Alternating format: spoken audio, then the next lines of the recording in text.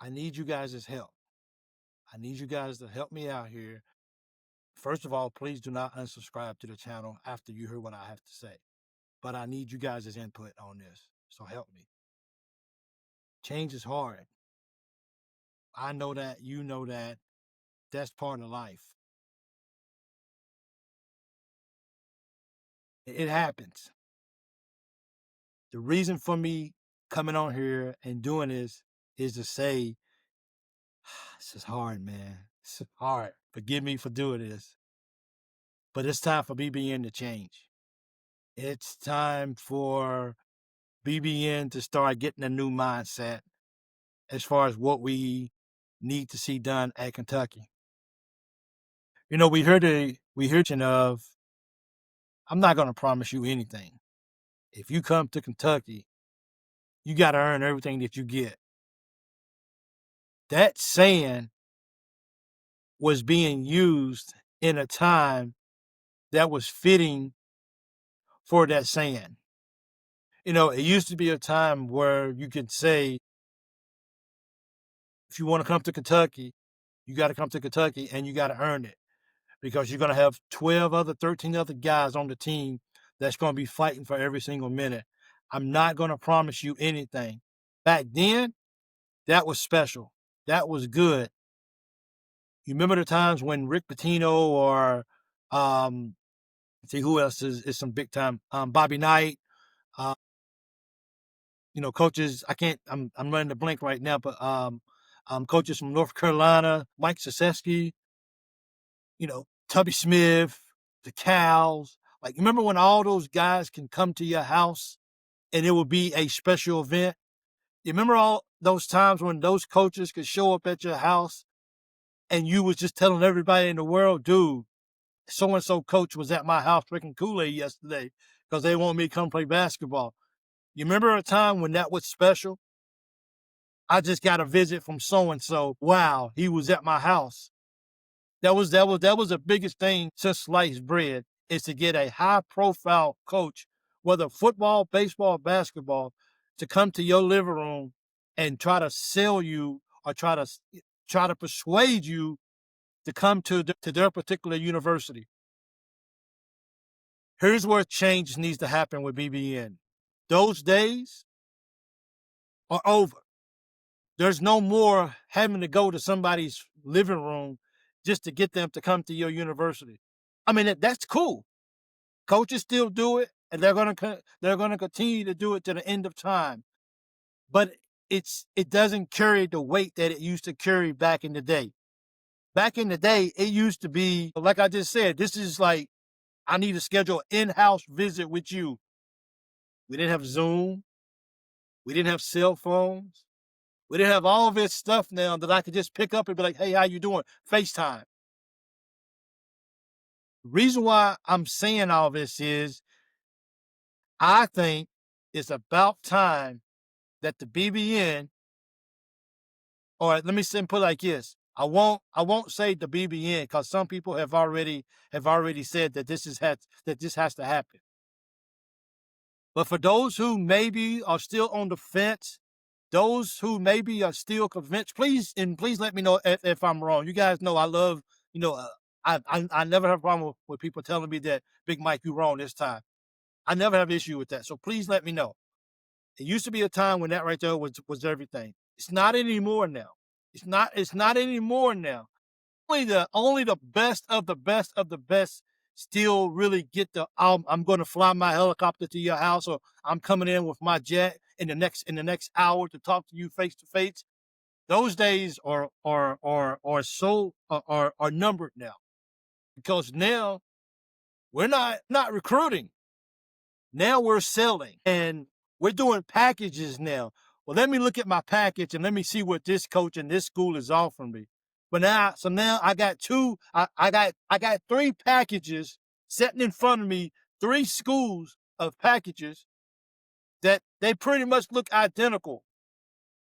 But wait, there's going to be something off, something a little bit better in each package. And one of those things that's going to be in a package is, I'm going to give you X amount of minutes. Now, see, We can fight this as a fan base. We can say that this is not at Kentucky. No, not at Kentucky. We're never going to promise guys minutes.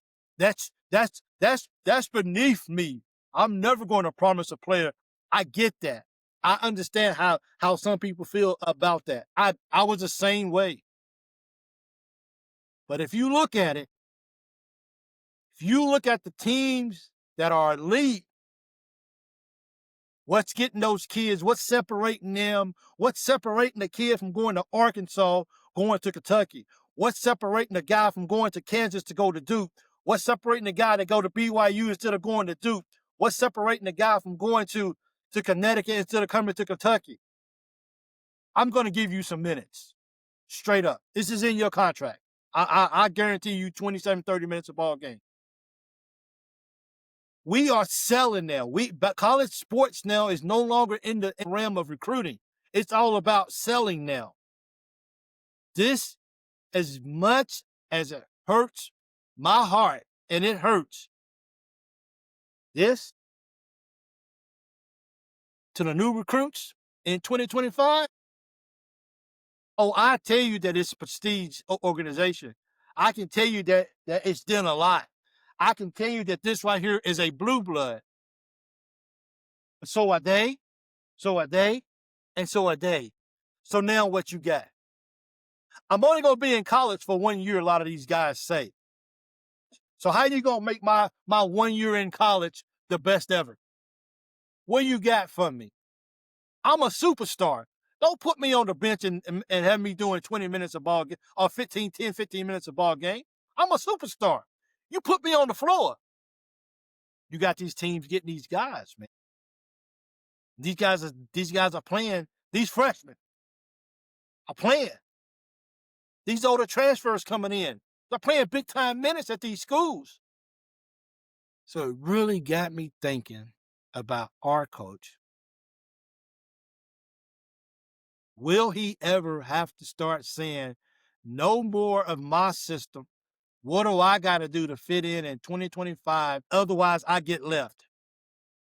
Otherwise, teams are going to pass us by. Well, son, I'm not going to promise you. Son, I'm not going to promise you 25 minutes of ball game. I'm not going to do it. That's just not who I am as a coach, right? Cool. Guess what? You don't want to promise me 25 minutes of ball game? You guys are on our schedules. I'll see you when we play you and watch how I dominate. I'm just saying, because we won't, and then now we got to explain to our fan base about, well, we just didn't get it done. We wasn't good enough. No freaking duh. We just let these superstars. So this is where the BBN comes in right here is, if you say, Big Mike, you're wrong, no problem. You also need to tell me is that I'm okay with losing a lot of ball games. I'm okay. So when we 0-3 against quad 3 teams, I'm okay. I'm not angry. I'm good. No disputes at all. I'm perfectly okay with that. We're not, and we're never gonna be okay with losing. We're never gonna be okay as being Kentucky's on playing quad 1 teams at the first part of the year. Are you who? Kentucky? The Wildcats of Lexington? No. Show me in writing. I need to see that because I've been up under a rock, so I don't believe that. Not Kentucky. No, sir. And not just getting beat, but getting dominated in 2 of the games. So you tell me, when is change needed? Is change needed for the 2026 class? Is it time to start promising minutes? Now, you don't have to necessarily go out there and promise every single person that you pick up on the team a certain amount of minutes. But I think when we're talking about elite players that can change ball games in a hurry, you have to sit there and you have to say to yourself, maybe we do got to start promising some minutes. Because promising $1 million to a kid, $100,000 to a kid, guess what? He did too. He's going to give me $500,000. So now he's going to be like this. So what you got, Coach Pope? What you selling? What you offering? We don't want to accept it, and it's a hard concept and it's a hard pill to swallow. I'm with you guys. I'm right here with you. We're in this locked hand together. We're here trying to navigate how to get through this new era of college basketball and sports. I'm with you, but unfortunately, that's kind of where we at, and we ain't going back. We ain't going back. We're going forward. Basketball's evolving. The way how things are done. It's a reason why people say go get a GM. What do you need a GM for? Well, what do GMs do? GMs draw up contracts. Well, I thought a contract was just signing your name as a letter of intent to play basketball at University of Kentucky. I don't even mean anything anymore. Well, come to Kentucky. Okay? What are you doing for me? Let me say that one more time so people understand how important this is. What are you doing for me? We live in a selfish world now. And either we can get on board as a fan base or we can just get left behind. But as I said, if you're okay with nobody getting promised minutes, then you got to be okay when a team stacks up and takes and able to get the recruits that we want, and then they come in our house or we go on the road and these guys are blowing us out of the gym because we didn't want to promise them the minutes. So we're at a crossroads where we got to be able to take the good with the bad. The bad part is we got to promise some kids some minutes. The bad part is if we don't, we're going to lose some games because it's just you're not going to be able to have both. You're not going to be able to have your way. And it's crazy to think that where Kentucky basketball is at in 2025 right now. This is not only just for freshmen out of high school. These are some top guys that's hitting the transfer portal that just decide that they just want a new school to play at. This is for all of them. This goes across the board. Are you okay with? Are you okay with telling somebody, come on to Kentucky? I give you 30 minutes of ball game because of the new era that we live in 2025.